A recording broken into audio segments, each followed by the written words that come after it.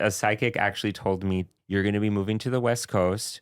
You're going to be working in marketing and you're going to be around a bunch of celebrities. You're going to be friends with celebrities. You're going to work with them. And I started thinking, there's no way. I Right. live in Austin, Texas. Like, Right. how is that going to happen? And sure enough, and that same psychic, I had a reading with her like 2 weeks ago. Uh-huh. And she said to me, you're going to be interviewing an author Wow. and she's psychic.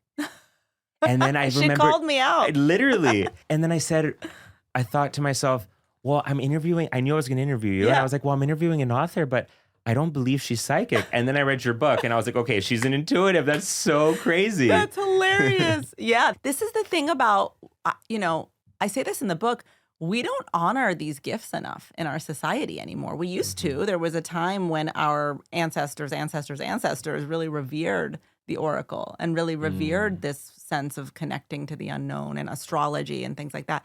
And I think we're seeing a resurgence for sure, which makes me excited. I think any time in history where there's so much uncertainty, we go back to the wise ones. We go back to the knowers, the seers. My job is, yes, I totally am an intuitive. I channel, I know things, but all of us can do it.